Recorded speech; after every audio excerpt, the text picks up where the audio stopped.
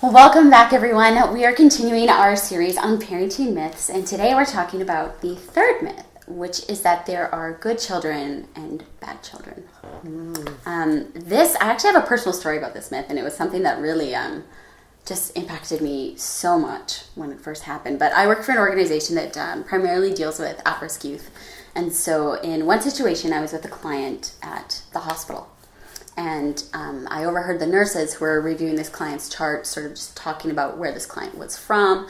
And they had looked at the school that the client attended. And one of the nurses suddenly goes, "Oh, I know that school. That's the school for bad kids." And I just kind of stood there frozen that's what they were thinking. And here was this client, this youth who was clearly in trouble. And I mean, these are people who are medical professionals. They're supposed to be, quote unquote, caring or compassionate. They were there to serve, and that was the attitude. And it, in many ways, it broke my heart, and it also just angered me.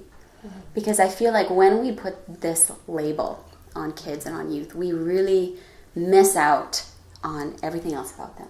Yeah. These nurses didn't know this client's story. They didn't know the things that had happened that had brought this client to that point. And I think about it, if I had been through what some people had been through, I would probably be in the same situation. Yeah. And so it was just such a lack of just understanding and compassion. And I think equally for kids who are in the quote-unquote good box, that can be just as damaging. Talk about pressure. Exactly, right? The perfectionism, the high anxiety, it's sort of like we see this, right? On one end of the spectrum, you have those really high achieving, highly anxious, super perfectionist kids, and at the other end, it's you got the delinquents and the oppositional, and it's like, well, really, it's the same issue, just a different side. It's the expectation that we put on them.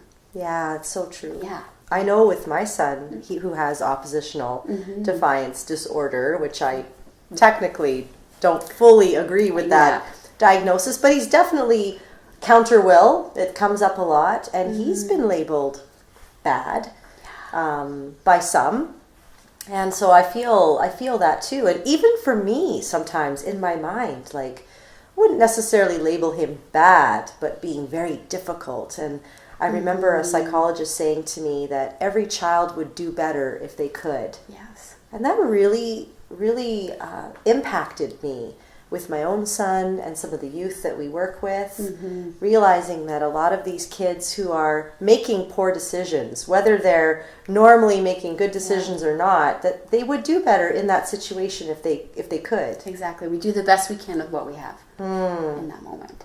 That's powerful to remember as a caregiver or a teacher or someone who's working with that youth in that moment. Absolutely. And I think it kind of applies to parents as well, because if we're judging kids that way, good kid, bad kid, well, now we have a good parent and a bad parent. Oh, isn't that the truth? And I think that too is just equally as limiting and damaging, and how many parents have struggled with that label, right? Oh, yes.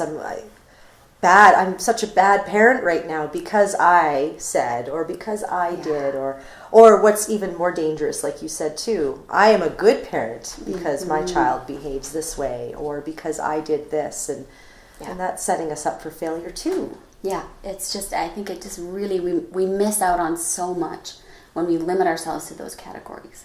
And the realization that at many different times we're going to be both good and bad. It could vary by the moment, by the minute. Yes. Right? And that's okay, that's normal, that's human. And we want to be able to teach our kids to live within that fluidity. Right? That, you're going to have great days and you're going to have really awful days. And so how do you deal with that? How do you move through that, right? And so, this is a tough one and a powerful myth. And if you have a story to share about this or an experience, we would love to hear from you. And we just so appreciate you tuning in and can't wait to talk to you next time.